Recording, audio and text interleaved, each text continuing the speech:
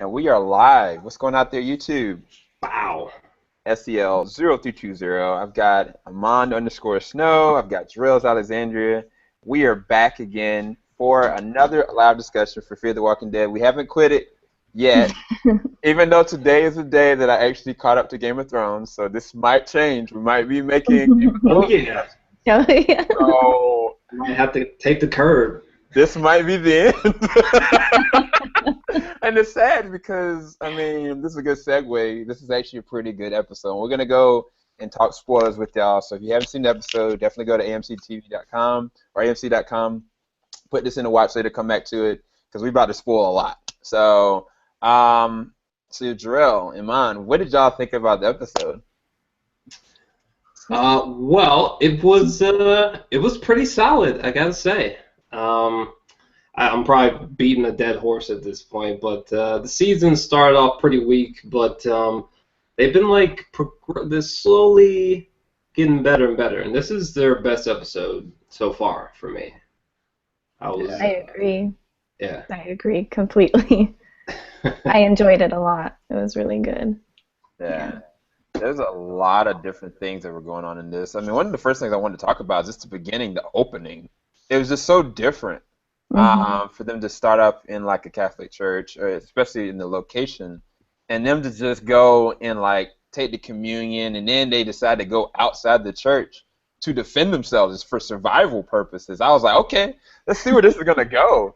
And then like they start bleeding from their eyes. Like, what was y'all's like feeling? I didn't see either one of y'all reactions, but how did y'all feel during that moment?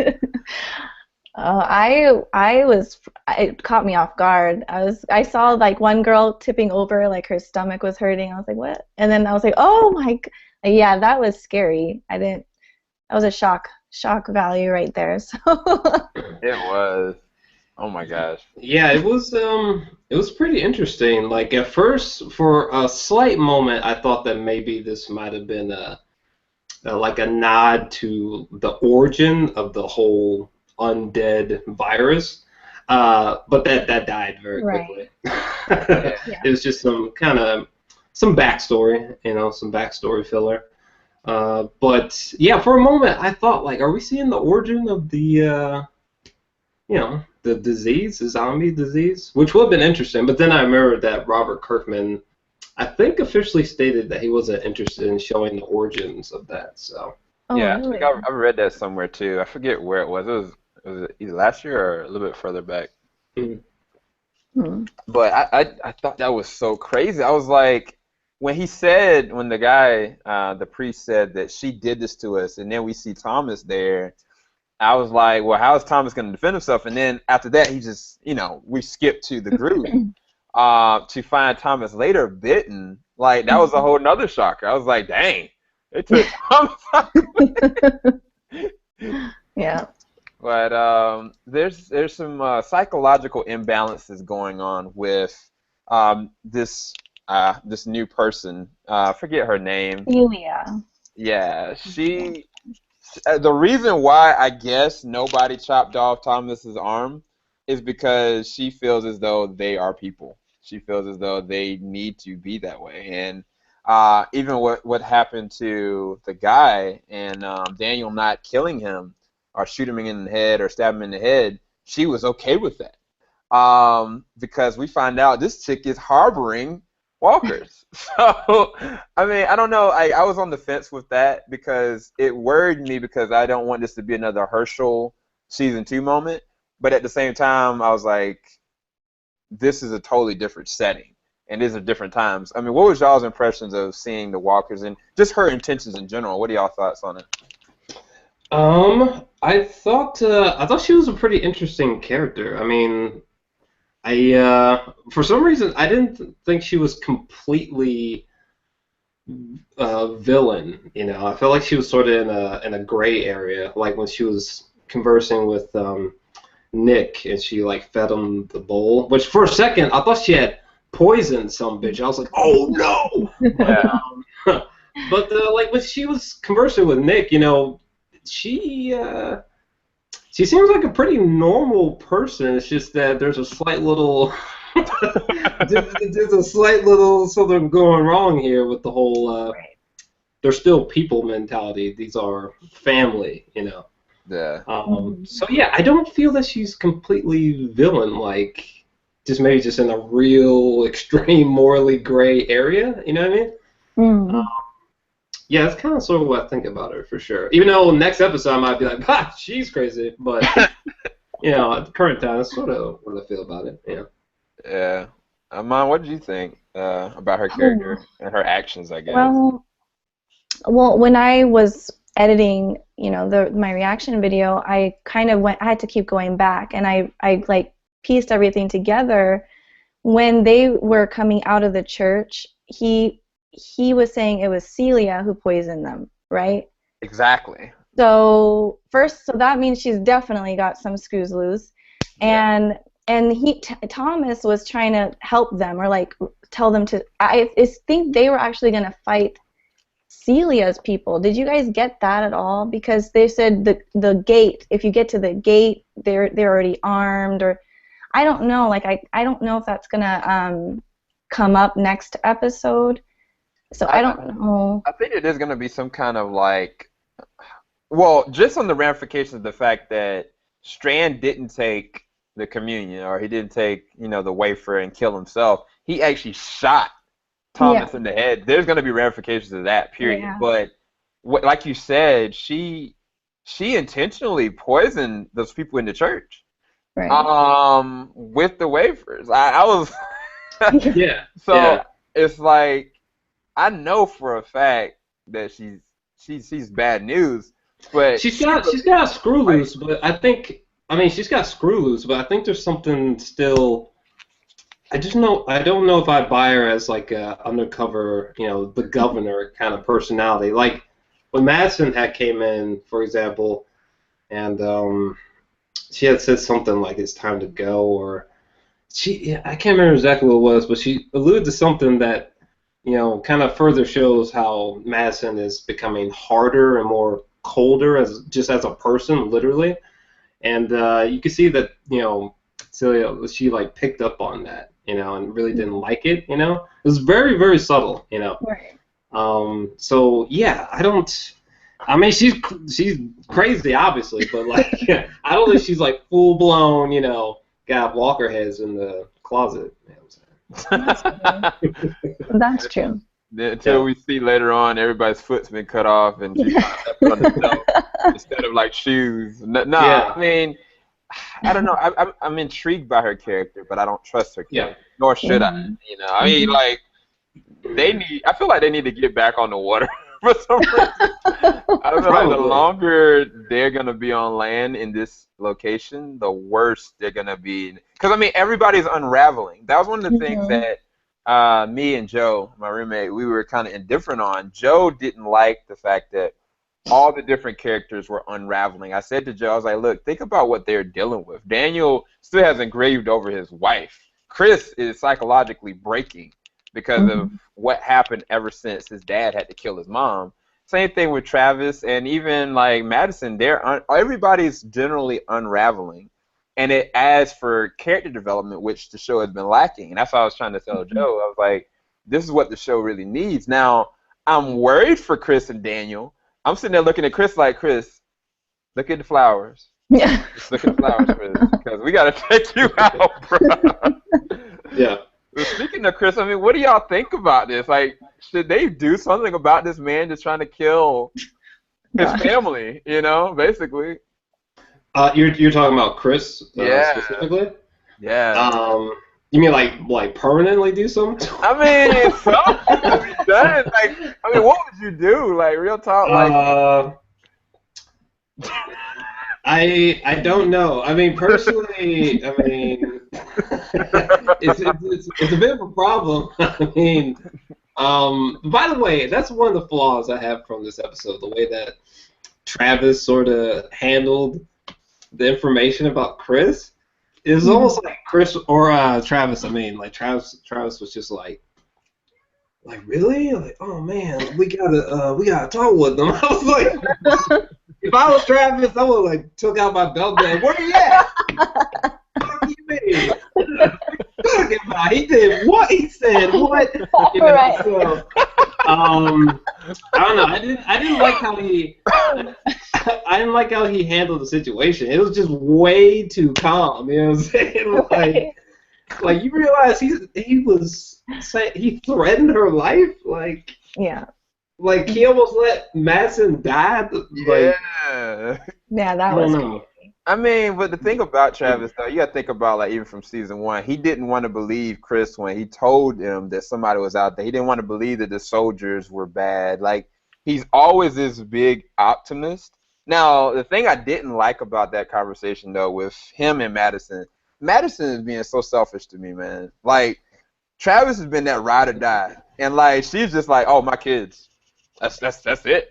Like, Yeah. forget your crazy kid. Like, put him down or something. Like, I'm like, come on, like, Madison, you gotta. It's like if any relationship, it takes push and pull. Like that joint ain't gonna last for them, man. I did not like the way that Madison came off. Nor I agree with what you said about Travis and how like unresponsive he is in this. I think that someone needs to threaten his life. You know? Travis's life? No, the Chris. Oh, okay. Because he needs more than like screaming in his ear type of thing. Like someone needs to Right. like, look, either you're about to change or like look at the flowers. Like we don't have time for you to be going Dahmer on our ass mid zombie crisis here. So Yeah. But yeah. Amon, what was your take on Chris? I mean, in my video, I said like I did my psychology 101 after on my review because okay, Chris has always been crazy. Let me just say that. So like before pre-apocalypse, like he's had something has happened because you don't just go from 0 to 100. Yes, his mom was shot, and yes, but he's always had. I'm sure he's had like stuff kind of wrong, and like they probably babied him. I don't know what because obviously Travis is always protecting him, you know. Yeah. But I just because there was a moment when he was talking to Alicia, and I said that he was gaslighting her in my video, which is like where it's a form of manipulation where he's like that lie you're about to tell is gonna break up the family. Like he was telling her that she was crazy, you know. And so he's obviously this like, and then he grabs her. So he's got like these abusive types of tendencies, and he's obviously a psychopath because whether or not he was going to go and kill them, we won't ever know. But the fact that he even went into that room and grabbed a knife, it just to even think of that is like, he's definitely crazy. Yeah, I think he should be put down. Dang. just flat out. He should Yeah. Hey Chris, you see that dark tunnel? Come here for a few minutes. Hey, I need you to come with me real quick. We're going to the backyard. Right. I gotta say, shout out to the actor. There was a moment where it was real small when the walker was on top of Madison and Alicia was like calling his name, and there was like a moment of you could just see there's been like a psychotic break in this fool. Yeah, it was really eerie, I have to say. So definitely shout out to the actor for sure. Yeah. That was a really big note. It's weird though because as much as I wanted to say like put him down, you know what I'm saying? Like I remember Chris from season 1. Like he has always been set apart. Like his dad has not been completely in his life because of his indifference with his mom. And he has another family, so he kind of technically feels like singled out. Like he really is an only child in both two families, I guess. And then when his mom died, like he probably feels like he has no one to really fall back on. And I think that he never came to grips with that before she died. And now it's like he's using this world to create this illusion that he has to do this kind of way. Like even like he was saying like, oh, he's gonna turn anyway, and he didn't really understand or comprehend that wasn't the case. And so I think his mind really is lost. I don't know how they're gonna get it back, but I think the only person maybe has been getting through to him the best has been Nick. That's Yeah. just because Nick he doesn't put up with stuff and he's honest about what his intentions are. So Mhm. I don't know, man. Put the boy down or save him, do something because he gonna kill somebody. Somebody gonna die tomorrow. It's First gonna of be a all, Lizzie thing again. Another Lizzie moment. Yeah.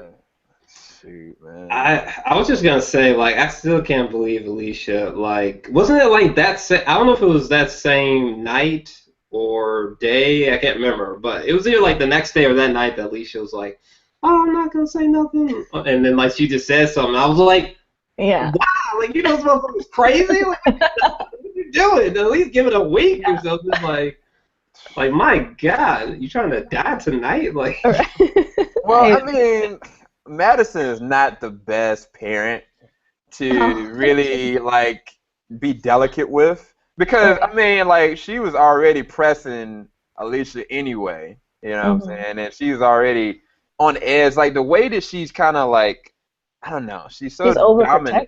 Yeah, it's overbearingly Yeah. overprotective because she comes across as a jerk because she tries to tell everybody what to do, and that's why we can't relate to her character. We understand it, but it's like it's not conducive of this world. Like something's got to give with that for me before the end of this season. But anyway, I digress. As far as the story, though, I don't know, man. This is a bad situation because Nick now he's dealing with some psychological imbalances, just like Daniel is, and I think both of them have seen a lot of darkness, and is causing them to reassess what they're doing. Like with Daniel trying to be the protector and doing whatever means necessary to get the job done, and even with Nick just going and putting himself in danger. Now he's recounting back to like the first. I think who was it? What did she say to him? She's like, "Have you ever been to a church before?" He's like, kind of no. But I was like, didn't the first episode he was in a church from being ODing? I was like, he's gonna remember that. And so sure enough, it happened. That's why I love the way that this episode flushed out. But in terms of Daniel and Nick, where do y'all think their characters are going at this rate? I mean, it's possible that one of them is definitely like going towards death, literally, for sure. Yeah. I don't know about Nick, possibly Daniel, just because his hallucinations are becoming incredibly vivid. Like when he was on the edge of the bed and his daughter came in and was like telling her the food was ready, and he was just like blankly staring off, like, "Tell him I'm fine." I was like, "Whoa, whoa." Or when he saw the the little boy from, I don't know where he was at, in Nam or wherever the hell he was at, that I guess he had to kill. So, to me, it suggests that one of them may die in the near future, unfortunately, for sure. Yeah. Yeah. Either die or become a governor, and I doubt one of them's going to become a governor, so, yeah, might be bad news. I'd be broken if Nick became a villain, man. Like, real talk, like, if Nick became a villain, I don't know how I would handle the show. I don't know. Yeah, I can't deal with it if Nick dies. I'm just saying I'm not petty. Like I won't stop watching a show because a character like if Glenn is dead, I'm still gonna watch The Walking Dead even though I love him.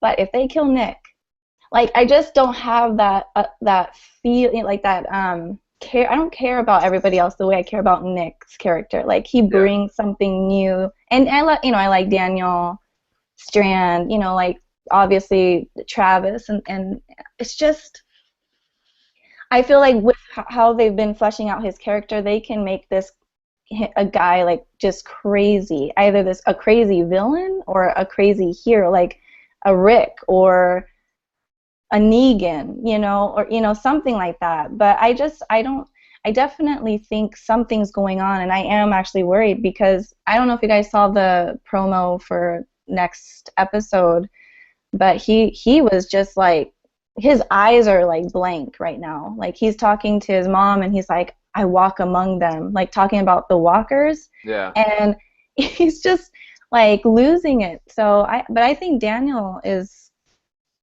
might die, but someone's gonna die because isn't it the what is it, the mid-season Mid-season finale's coming up. I think that's this episode, so someone has to die. Maybe Yeah. Ophelia. Dang. I don't Yeah. know. I don't know either. I mean, I'm definitely on the same way with you when it comes to Nick. Like, it can go either way. It really can. Mm, Because Daniel's already been down the dark path, but his whole purpose now is to protect his daughter. But now he's becoming a liability because of all the visions and stuff that he's seeing, and yeah. he can't even really protect himself, let alone make a conscious decision. Now he's still smart. I think the one that's going to keep everybody level-headed is going to be Strand, because at the end of the day, Strand is going to protect self, and now that his Right. boo is dead, he's going to be like on a different level. I'm curious to see how he's going to play off of the people that he cares about now versus the people he cares about like this in Tom's life or was in Tom's life. So, because I feel like he's not going to betray the people on the boat right now, but I feel like he could at any moment, and that's why I love his character so much about. Right. We'll see. I don't know. Did Yeah, I you got it. guys think that, sorry, did you think that Strand was gonna actually kill himself? I toyed with it for a second. That he was gonna do Yeah. something real petty. Yeah. For a sec, I don't know. I kind of went back and forth with it, to be honest. And yeah, I went back and forth. It was too difficult to say because he's Yeah. kind of a wild card Yeah. still, surprisingly. Yeah. But yeah, but he didn't. Yeah. Which is good. Yeah, I told you what I did too. I was like, bro, he can't do this. Even in my reaction, I was like, Strand, come on, man, you smarter than this. You Right. smarter than this, you know. But he didn't, thankfully. It's just where is he gonna proceed from this, and how are people gonna receive that he didn't kill himself? So I don't know. It makes for good character development and an interesting arc moving forward because some lines are gonna have to be crossed. Hmm. And I mean, yeah, I'm glad he didn't though. He did some good acting. Like him and the guy that played Tom, they play Hmm. off of each other really well. It's uncomfortable from a viewer perspective, but it's great, talented acting and art form standpoint. Yeah. So yeah, it's been a good episode. What would y'all give it as a rating? This episode? This episode, I would probably give it probably like an 8. 8 out of 10. Like it was a great episode, but like it's great for Fear the Walking Dead. It's not like this is the one where I'm just like, oh, it's time to start recommending people. But it was really good though, I have to admit. And real quick, I have to say, the one thing that I feel like they missed a huge opportunity on was at the end of it sounds morbid, but I like bold storytelling, so yeah. But at the end of the episode where was it Chris? He enters the room with the knife, and Madison and Alicia are there. Seriously, if he had killed one of them, that would have been huge. Like I would have left this episode like, what? Oh my god! Like that would have blew my mind. I think they missed the opportunity there. I mean, it's fucked up, but seriously though, I mean, in terms of storytelling, that would have been Yeah. like a knockout moment right there. I mean, people have been buzzing. Do you think they missed the opportunity there? It definitely would have. It would have shaked everything up on the net. Like people would have been Yeah. like, "Yo, they just killed a chick from the 100. What just went down? It was one of the group members that did it. What?" So Right. I don't Yeah. know. I think that would have been very crazy because it would have. I don't think it would have been Madison. It would have been Alicia probably. And if it would have been, yeah. Actually, that's a good point. They should have ended it with that gunshot, like at the same time the gunshot goes off, and then we see him stabbing, and then it just cuts to like black. That would have been. Yeah. There you go. See, you could be directing this.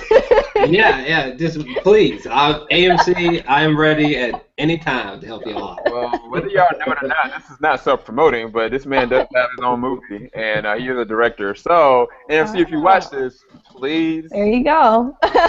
we are here to support, and JOR-ELS is here to direct. Shameful plug, people. But yeah, 8 out of 10. Just to reiterate, 8 out of 10 for me. Amon, what was yours? if we're gonna do it out of 10, I'll give it 10 out of 10. I liked it. I did. I thought it was like pretty perfect. I don't know what else they could have done, except maybe the ending could have been, but I'm still okay with it because that's still going to cause problems because now Chris was going to kill them, so that's going to cause like some conflict. So yeah, I thought it was one of the best episodes. So Yeah. It was interesting in my review. Like Joe gave it such a low rating. I think he gave it like a Ooh. 5. Whoa. Like he gave it like a 5 Oh. out of 10 because it was for him. He wanted the characters to stay the same. He was like, why are they just shifting gears? And I understood the shifts. So I gave it like an 8 out of 10, but I'm going to actually upgrade it to an 8.5 out of 10. When I think about the ramifications or what to come that I didn't think about, especially with Strand and the decision he made, and then even with Chris, like, is Madison really going to accept Chris being under the same roof with them and not try to do something about it? Like, I just don't see her accepting that. So, I mean, there's a lot of weight going on with the decisions that have to be made by the next episode. So, I'm going to give it an 8.5 out of 10. I enjoyed it. But anybody got any closing thoughts moving forward? Kick him to the curb, make him go down this dangerous path, and he basically becomes like a Negan, and then they meet up with him again, and then he's like, I'm kind of like a Negan, I'm evil, and then he'll be fantastic. See, I should be writing this for you, AMC. Give me a call, all right? Oh man. I mean, the only thing I will say is that I got a comment on my video, and his name is, one of the subscribers is Trendsetter74, and he had a very long comment, and it was like, I guess on The Talking Dead. This is like a little bonus information, but remember the owl that Louise, first of all, I really was disappointed that Louise was killed in the beginning because I thought that was going to be a cool add-on. He seemed like a really cool character, so I was actually disappointed. But I thought it was what's his name? Daniel. I was like, why did he throw it in the water, that coin? Like, what a jerk. But then come to find out, that's like a form of, I guess, devil worship or something like that. Like there's some stuff like witchcraft stuff. So that's why him being from like he's from, is it El Salvador? I'm not sure, but having that background, I don't know which country it is, but he knows that owl. And so then they showed the owl again, and like in the Bible, it has the owl of Molech or whatever, where they would sacrifice the kids to this owl.